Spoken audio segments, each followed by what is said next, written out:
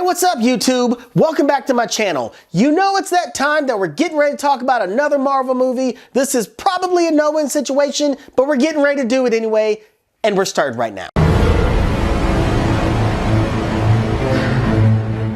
This is going to be a review with some spoilers, so you've been warned. If you don't want any spoilers, turn it off, come back and watch this unbiased review. So while this movie continues to actually make a ton of money, one of the things that I actually know is going into this movie is that I don't know a lot about Captain Marvel. The one thing that I did learn is that Captain Marvel used to be a man. This movie is pushing one of those agendas where they completely say that it is definitely a movie about feminism, which I have absolutely nothing wrong with. Please make it a good movie. That is always the task. So right out the gate, I will say that Captain Marvel was a pretty fun movie. There were some things that I will say that I looked back on and I said they could have done that differently. There were some plot points that I felt were actually kind of weak. And there were some things about her character that I will say was kind of bland. This right here, for the most part, it's a buddy cop movie. And in all of our lives through the 90s, there's been plenty of buddy cop movies. Like Me and the Original Goose, Mike Lowrey and Marcus Burnett in Bad Boys, Reggie Hammond and Jack Cates in 48 Hours, Lethal Weapon, Riggs and Murdoch, Agent J and Agent K, Men in Black, Lee and Thomas in Rush Hour, Hallebeck and Dix in The Last Boy Scout. And now we have Carol Danvers and Nick Fury. So this movie is based in the 90s. They want to make you feel like you're in that time period. So one of the things that they continually do is they continually show you things that are 90s driven themes. I'm not gonna lie, I like the 90s. Only in the 90s will it bring you clothes like these. Compact disc, VHS, cool Game Boys, which I never got to own. We still had plenty of tape cassettes, box cars that really had like the hard corners, you know, because they didn't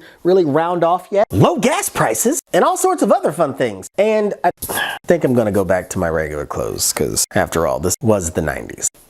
And I'm back. So the premise of Captain Marvel is that Carol Danvers is a she's a Kree soldier who doesn't really have her memory, and she's having dreams about those sorts of things, trying to get it back. Jude Law's character, apparently he's just a really closet asshole that we didn't really know he was an asshole in the very beginning. Clearly, if you've seen Guardians of the Galaxy, you knew that the Kree were going to be bad because of Ronan the Accuser. So going into it, I knew that something had to happen, but I didn't really know because I didn't keep up with the comic books. So in this movie, you have a young Nick Fury, and let me just say, the de-aging process that they used to make Samuel L. Jackson look like he's from 1995 is amazing. Very impressive. There were times that I forgot that I was watching Samuel L. Jackson in 1995. Cinematic science is amazing to me. One day I hope that shit works in real life. That would be great. So essentially, she's trying to get the Skrulls that are running around Earth who were actually supposed to be the bad guys. But in a movie with twists and turns, the bad guys aren't always really the bad guys, and sometimes the good guys are actually really the bad guys. And that is just the case in this movie. There was some limited action that I thought was actually really good. Some of the fight scenes were actually pretty amazing. I will say from a cinematic, artistic point of view that there were a lot of things they could have done better because there were times that I really couldn't tell what was going on. You know, on the subway or the train or whatever, when she punched that old lady in the face, that's just wrong. I will say that there's enough action in this movie that's gonna probably please the majority of most people. I won't say that this movie blew my socks off, but it definitely kept me entertained. Now, the big question for me is how it actually fits into the Marvel Universe. I know this is supposed to be the segue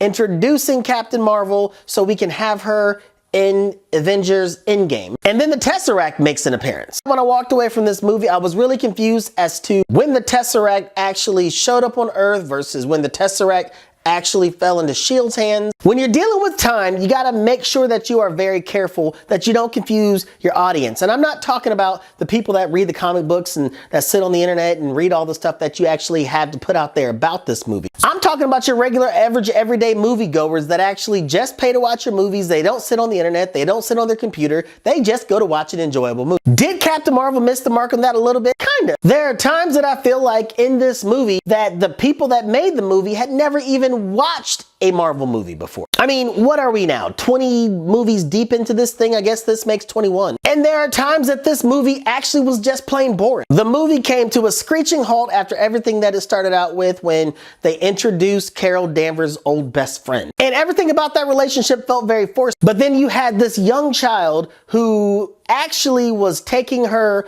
on a journey of her past through a montage of pictures essentially sitting on the table. Why does there always gotta be a child? I will say another thing about this movie is that it raised a lot of questions for me in terms of how it fits in the timeline with Avengers, because if Nick Fury had this pager, Nick, can you tell me why you don't have the rest of your Avengers on board with what you got going on? Either Nick Fury is the most patient man in the world, or he's the biggest asshole in the world. How do push that button. I mean, I get that she said only in case of an emergency. I would be like, I mean, you got essentially the hot button to a super powerful hero. I understand when the Winter Soldier is doing his thing, not a real emergency. I get that when Loki sent the giant robot down to the Earth, that's not a real emergency either. I understand that when the Avengers were fighting Ultron, you kind of didn't think that was an emergency. But I'm sorry, when Loki comes and then the aliens are invading Earth, that shit's an emergency. And you're just like, nah, you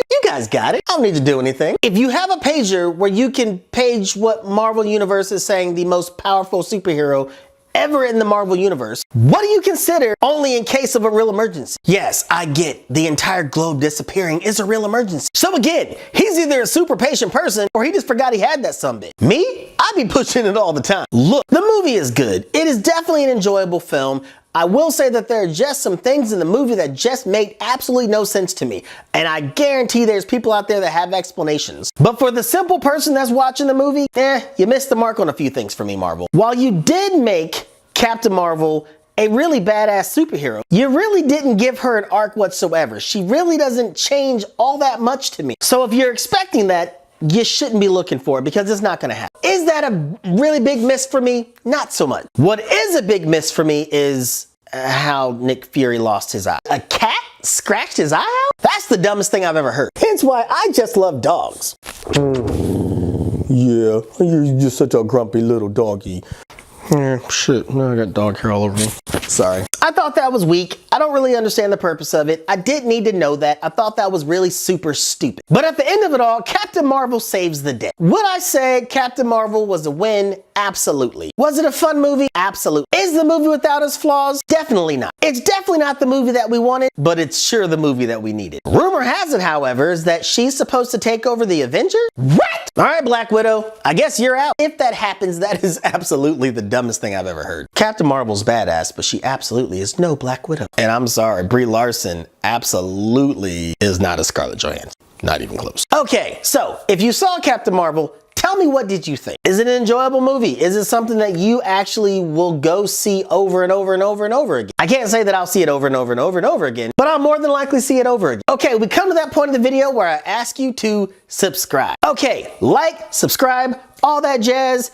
Hit me in the comment box below, and as always, let me know. And Kenobi, he just walks through the set while we're shooting. What the hell is that? And as always, hit me in the comment box below and let me know.